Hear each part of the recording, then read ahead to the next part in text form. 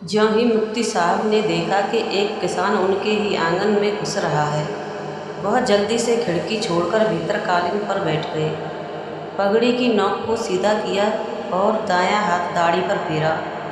उनके होठों पर मुस्कुराहट सी खिल उठी, जिसका अर्थ केवल वही जानते थे। असल में उस समय मुफ्ती साहब खिड़की की दरार से अरमान पुली के लकड़ी के मकान की ओर देख रहे थे। वहाँ दालान पर कोई स्त्री उनकी ओर पीठ किए हुए बैठी थी और मुफ्ती साहब इस सोच में थे कि वह अरमान पुली की पत्नी है या भाभी है। मुफ्ती साहब तकिए के सहारे बैठ गए। किसान भीतर आया और बड़े आदर के साथ उनको सलाम किया। मुफ्ती साहब ने उसे ऊपर से नीचे तक देखा और अपने मुफ्ती के ओहदे को दृष्टि में रखते हुए बड़ी गंभीर मुद्रा में उसके सलाम का जवाब दिया। किसान के सिर पर मैली टोपी थी, जिसके किनारे धागे लटके उठ रहे थे। एक लोई लपेट हुई थी, उसमें 2-4 स्थानों पर चूहों के छेद कर दिए थे। आयु के लिहाज से वह एक युवक लगता था, मगर उसका चेहरा पीला पड़ा हुआ था। अपनी हैसियत को ध्यान में रखते हुए वह दरवाजे के पास ही दरी पर बैठ गया।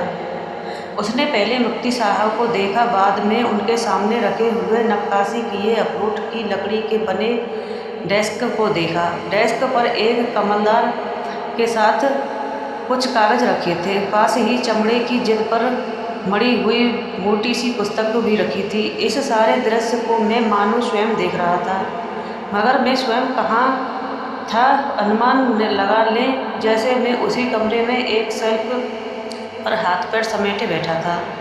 किसान सोच रहा था कि मुफ्ती साहब स्वयं ही पूछ लेंगे कि क्यों आए हो और क्या चाहिए, मगर मुफ्ती साहब तो माथे पर गहरी रेखाओं के बल डाले और आंखें मूंदे तकिए पर आराम से अब गंभीर मुद्रा में बैठे थे। उन्हें जगाने का उन्हें प्रयत्न करना पड़ा। हजरत, किसान ने डरते हुए मुँह खोला, मैं सरई मशवरा लेने आया हूँ। मुफ्ती साहब ने आंखें नीचे ही सिर में हामी भरी। किसान ने समझा कि ये ऐसे ही शरण में आए व्यक्तियों की बातें सुनते होंगे। वह इसमें पहले कभी भी इसके पास नहीं आया था।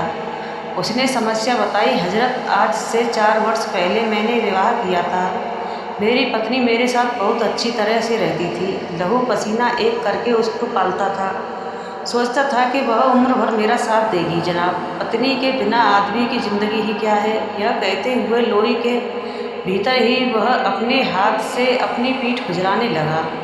मुफ्ती साहब जैसे गहरी नींद से जाग उठे और आंखें चमकाते हुए पूछा, तुमने अपनी पत्नी का क्या नाम बताया? नाम मैंने नहीं बताया, वैसे उसका नाम खजित है। खजित? मुफ्ती जैसे इस नाम के हिज्जे निकालने लगे। क्या उसमें कोई बच्चा जना है? बच्चे के बारे में सुनते ही उस किसान के चेहरे का पीलापन और बढ़ गया। उसकी ठुड्डी लटक सी गई और ठंडी सांस खींचकर, हजरत, अगर मेरे कोई बच्चा हुआ होता तो राजा के सामान होता हूँ। तक किस आशय में मेरे पास आए हो? मुफ्ती साहब ने बात को संक्षिप्त करने का प्रयत्न करते हुए पूछा। ऐसा लगता है कि या तो वह किसान की लंबी कहानी सुनने के लिए तैयार नहीं है, या वह किसानों के झगड़ों और समस्याओं को इतना अधिक समझते थे कि एक आध वाक्य सुनते ही सारी कहानी समझ जाते हों। हजरत, मैं क्या अर्ज करूं? किसान कहानी को संक्षिप्त करने लगा। जनाब, कहने का मतलब यह है कि 20 दिन पहले मेरी पत्नी को एक रसीखान नामक बदमाश फुसलाकर ले गया। क्यों फुसलाकर ले गया? तुमने कुछ नहीं पूछा? मुफ्ती साहब ने तकिए के सहारे आराम से बैठते हुए पूछा। जी हाँ, पूछा, मगर वह किसी मुफ्ती साहब की रिवायत बता रहा है, जिसके मुताबिक अपनी पत्नी से मेरा निकाह टूट गया है। मुफ्ती साहब ने जो ही अपने अतिरिक्त किसी और मुफ्ती की बात सुनी तो उसका खून खौल उठा। उन्होंने तकिए का सहारा छोड़ा।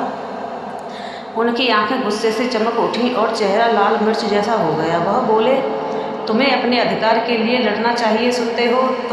पत्नी तुम्हारी है, उस पर तुम्हारे अतिरिक्त किसी और का अधिकार नहीं है। असल में जब तक शरअ की सीमा तय नहीं होती, वह बदमाश और उसके संरक्षक मुफ्ती ऐसे ही गरीबों की पत्नियों को हड़पने की ताकत में रहेंगे।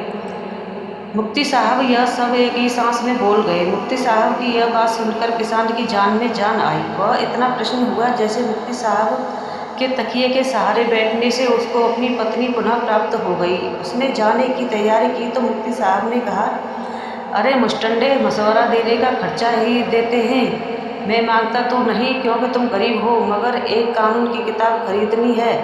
तुम्हें लोगों को सड़क के कानून बताने के काम आती है। किसान ने लोई के अंदर ही अपनी कमीज की जेब में हाथ डाला और 5 रुपए का नोट मुफ्ती साहब के सामने रखते हुए बोला, गरीब की ओर से केवल इतना ही स्वीकार करें, कहकर वह चल दिया। अब्दुल, अरे अब्दुल जनाब, क्यों बुलाया? नौकर दौड़ते दौड़ते उनके पास पहुंचा। मैंने कहा, यह 5 रुपए का नोट ले लो, जरा देख आओ, वह रहमान कुली की बीवी है या उसकी भाभी। मुझे लगा जैसे आला गिर रहा है, तो मैं डरकर उठ बैठा। मेरे कान बज उठे थे।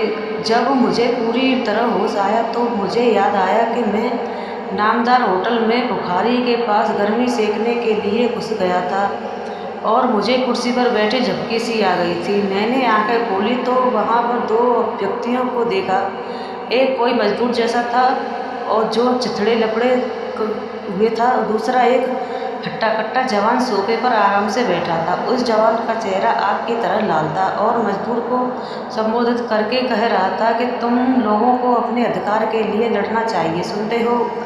कारखाना तुम्हारा है, उस पर तुम्हारे अतिरिक्त किसी और का अधिकार नहीं है। असल में जब तक समाजवादी व्यवस्था स्थापित नहीं होंगी, ये पूंजीपति और उसके नेता इसी भांति मजदूरों का खून चूसते रहेंगे। मजदूर उनकी बातों से प्रश्न हुआ और जो ही वह जाने लगा, हट्टा कट्टा जवान बोल उठा, तुम्हारे पास 2-1 रुपए होंगे ना? सोचो कुछ खा लूँ। सुबह में बिना खाए पिए घर से निकला हूँ, तुम लोगों की समस्याएं सुनी और इन्हीं में डूबा रहा। खाने पीने का होश न रहा। मजदूर ने जेब में हाथ डाला, 2 रुपए का नोट उसी ओर बढ़ाया। उसके जाने के बाद उसने अपने बालों पर हाथ फेरा और होटल के एक बेरे को आवाज़ दी, बेरा ए बेरे। आधा पैक सोलन हिस्की और मैं सोचने लगा कि गरीब की जोड़ों का क्या होगा।